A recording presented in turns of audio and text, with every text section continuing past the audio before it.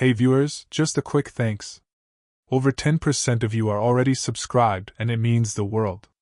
If you're new here and enjoy these stories, join the family by hitting that subscribe button. We're on the road to 10,000. She looked me straight in the eye that morning and said it with a coldness I never thought I'd hear from her. Don't come to my graduation. You're not presentable enough for my friends. Her words cut deep, but I just nodded, pretending it didn't bother me. Deep down, though, it felt like a punch to the chest. For 3 years, I worked overtime, skipped meals, and lived like a ghost just so she could live comfortably while studying. I paid her tuition in full every semester, covered her apartment rent, and even sent her extra money whenever she said she needed it for projects, books, or emergencies. Her parents didn't know a single thing about it. They always believed she earned scholarships and handled things on her own. And that was fine by me. I never wanted recognition. I just wanted her to succeed, to feel supported, to never struggle the way I did growing up. But that morning, as she adjusted her makeup in front of the mirror, ignoring my silent heartbreak, I realized something. She wasn't ashamed of my clothes or my tired face. She was ashamed of me. So, I stayed true to my word. I didn't attend her graduation. I didn't stand among the proud families clapping and crying as she walked across the stage with her beaming smile. Instead, while everyone was cheering for her achievements, I was quietly standing at her parents' front door. I handed them a folder, neatly prepared with all the receipts, screenshots, and bank statements showing every single payment I made for her tuition, rent, and living costs since her first day at university. Her mother's hands trembled as she flipped through each page. Her father went silent, staring at me like he didn't know whether to thank me or question everything he believed about his daughter. And while she posed for photos, blissfully unaware of the storm about to hit, her phone started blowing up with calls and texts. Because in that moment, the truth finally shattered the perfect image she had built in their eyes. What happened next left her blocked from the family group chat, and she had no idea her biggest supporter had been the person she discarded so easily. Her parents kept asking me the same question over and over again as they read through the folder. Why didn't you tell us? Why would you carry all this alone? I didn't have an answer that made sense to them. For me, it was simple. I loved her. She told me her dreams, her fears, and how she wanted to break free from her small-town life. I wanted to be the quiet support she could lean on without feeling judged or pressured. I worked 2 jobs, slept on a thin mattress in my tiny room, and walked to work every day just to save enough for her. I skipped out on buying new clothes or even fixing my old phone because seeing her smile when her rent got paid on time was enough for me. Her father shook his head, rubbing his temples, while her mother's eyes welled up with tears. They told me they had been sending her some money too, but she always said it wasn't enough and that she covered the rest through scholarships or work. I could see their hearts breaking piece by piece as they realized their daughter's lies weren't just small white lies to get by. She had built an entire image of independence while secretly depending on me for everything. And the worst part? She couldn't even stand the thought of introducing me to her friends on her big day.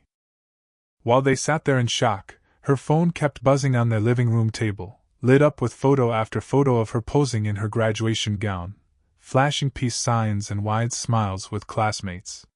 She had no idea that her world was about to flip upside down. I wondered if she would still smile so brightly once she saw who was missing from those photos, and why. I sat quietly on their worn-out couch as her parents argued in the kitchen. Their voices were low but heavy with disappointment. Her mother kept saying, "How could she hide this from us? From him?" While her father just stood there, staring at the folder like it held secrets he wasn't ready to face. I thought back to the day I met her.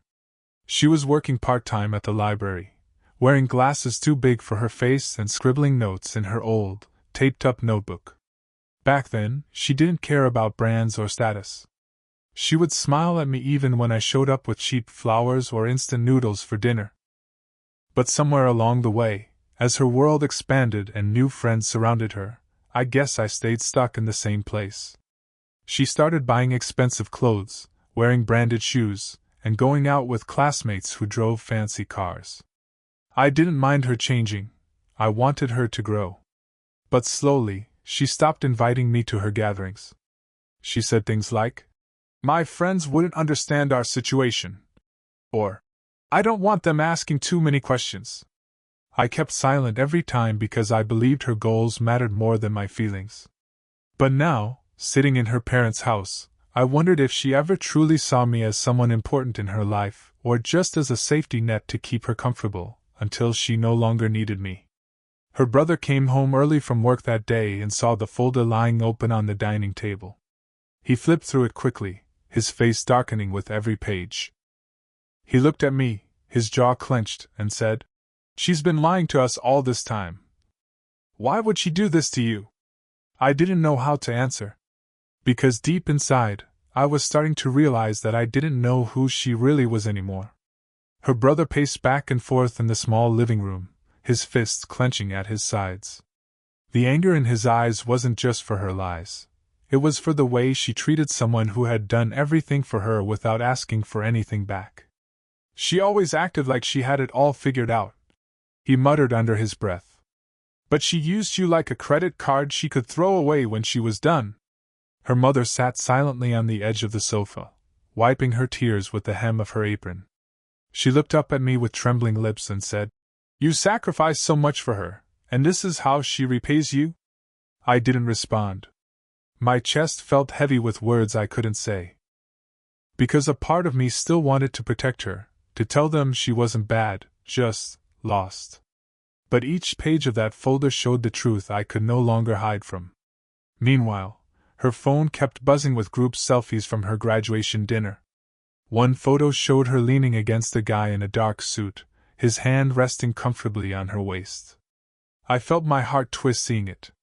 Was this the friend she didn't want me to embarrass her in front of? Was this the real reason she didn't want me there today?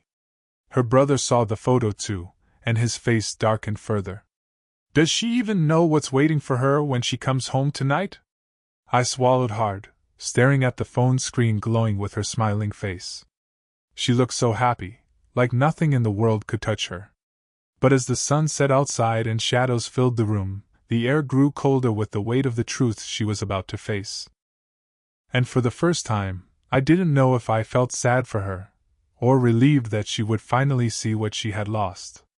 I was about to leave her parents' house when her brother stopped me at the door. His eyes were sharp with a sudden idea forming in his mind. "Wait here," he said, rushing to his room.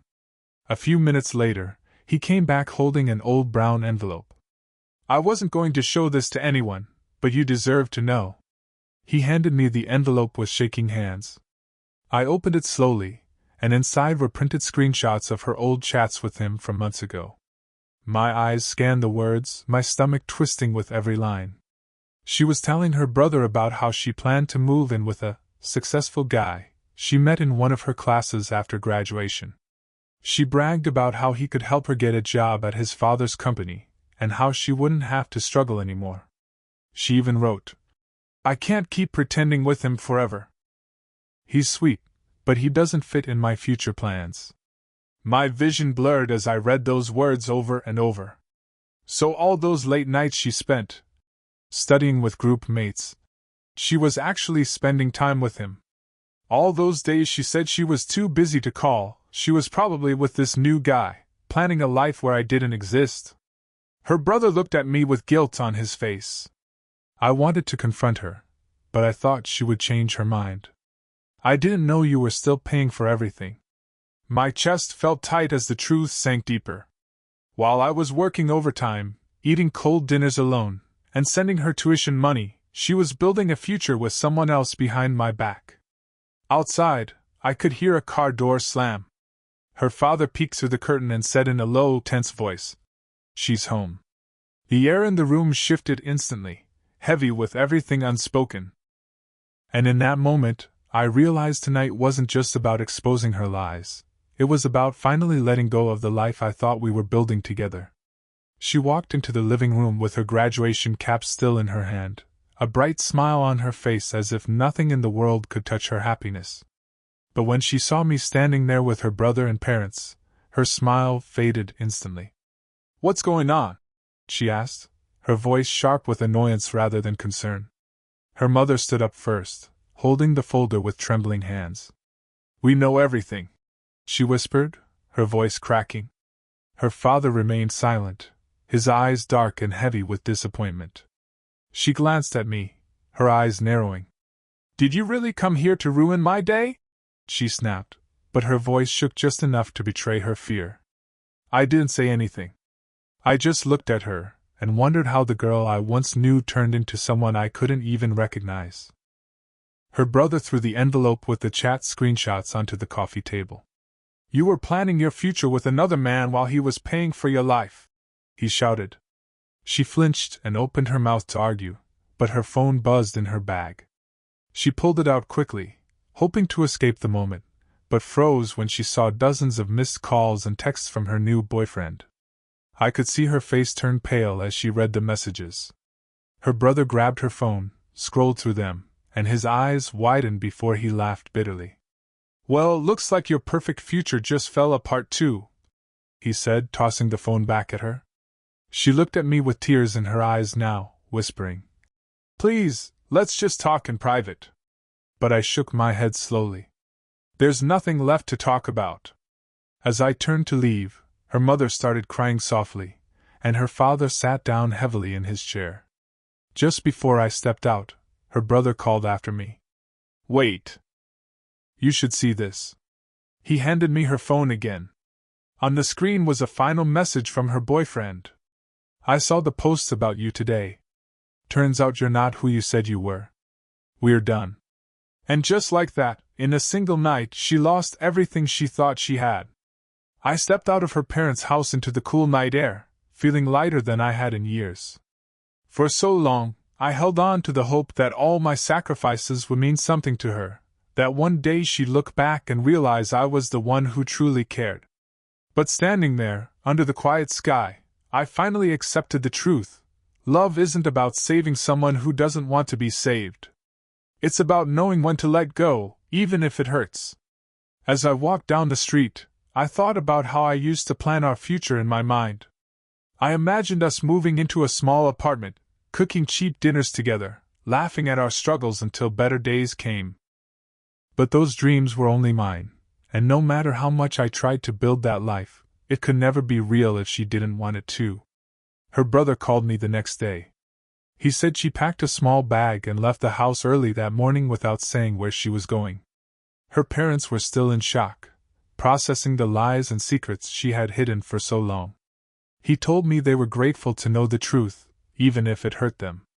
You're a good man, he said quietly. You deserve someone who will be proud to stand beside you.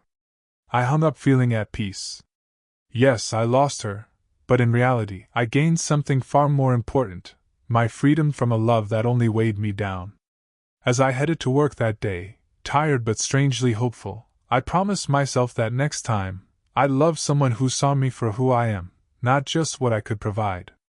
And maybe, just maybe, that's what real love is meant to be.